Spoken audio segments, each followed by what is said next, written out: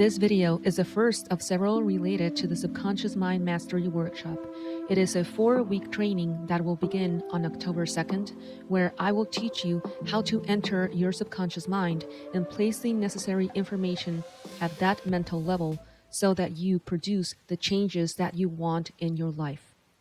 I will leave the link to the video where I explain what the training consists of in the upper right corner, and below in the description box. What is your comfort zone? It's not really comfortable. It is simply what is already known to you, everything you are familiar with, where you feel safe and without great challenges. Staying in the so-called comfort zone does not bring growth. On the contrary, it can bring quite a lot of frustration, sabotaging thoughts, emotional conflicts, and even psychological and health problems. Since a part of you feels restricted, stuck, or dissatisfied because you notice that you are not growing.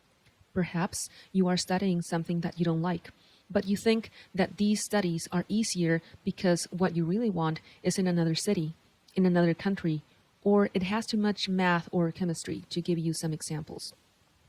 So picking something else because it's available in your location or because it seems easier and hey, at least you'll have a degree to obtain academic credentials and that's enough to put food on the table and you settle with that.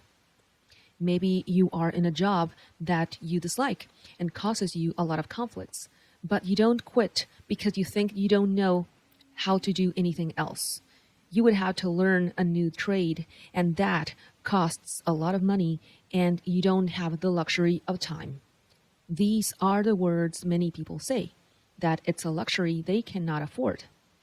Another possibility is that you are in a relationship where you feel devalued or dissatisfied, but you have already been there for some time. You have already invested your energy, dedication, and maybe also money. And you tell yourself that he or she is going to change, and you keep waiting in your comfort zone.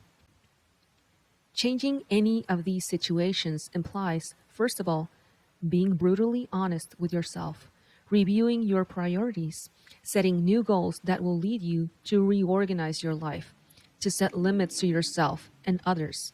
In short, making modifications to change the course of things.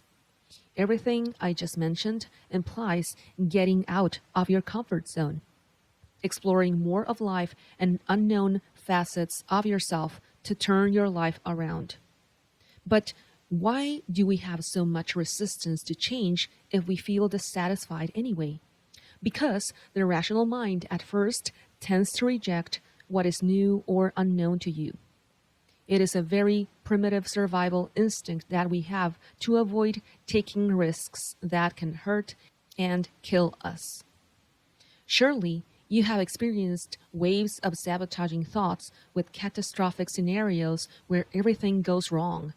When we don't know how to control our mind, these thought patterns can result in something recurrent that produces sadness, anxiety, fear, uncertainty, stress, suffering, insomnia, pain, heaviness, and even panic attacks. We imagine that others are against us, that they are plotting some plan to harm us, and so on.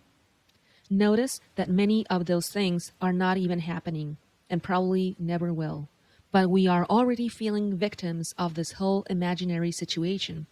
Therefore, we can realize that this, in reality, is not comfortable at all. The untrained mind, in its attempt to keep you safe, triggers all kinds of alarms and red flags. And when a person has not learned to handle these things, they can end up staying in that comfort zone, sometimes for the rest of their life. By the way, this also happens to people who suffer from fears and phobias. They do not go into a swimming pool or the sea because they are afraid of drowning. They do not drive a car because they are afraid of getting into an accident. They do not travel by plane because they are afraid of crashing. It also happens with less disastrous things, such as not learning to ride a bike or skate because they are afraid of falling. They do not undertake something different because they are afraid of failing and making a fool of themselves. Look at the common denominator in all these examples: death or suffering some kind of damage or trauma.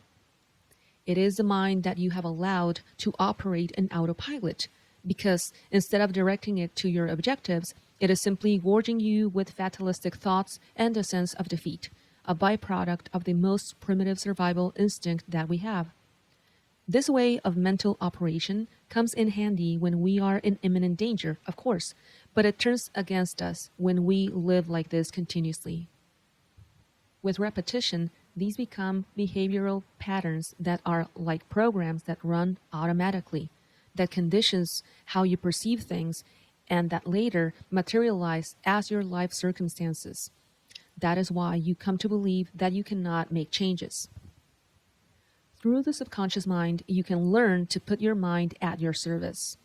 We can say that it is something like generating your own programs, whatever you want, and you learn to place them at the level of your subconscious mind, hence replacing the old programming that, instead of providing you benefits, keeps you enslaved to the past. Become aware that what you are not changing, you are also choosing. True growth always comes from what we don't know. This is a truth that can never be stressed enough. It is very difficult for our rational mind to understand this, because one of its characteristics is to believe that it already knows everything. But we can only grow when we admit that we don't know. That is why it is so valuable to acknowledge when we don't know something instead of ignoring it. You dare to leave your comfort zone, where you already know everything, where you've mastered almost all the variables. And because it's composed of your past experiences, there's nothing there to enable you to generate new things. That's why there is no growth there. There is no magic in your life. That's why you feel unsatisfied, because you know that you are not being the best version of yourself. But if you dare to go out of there, if you dare to go into the unknown, I guarantee you there's growth there. And with that, we obtain more life experience and many satisfactions, because our nature is expansive.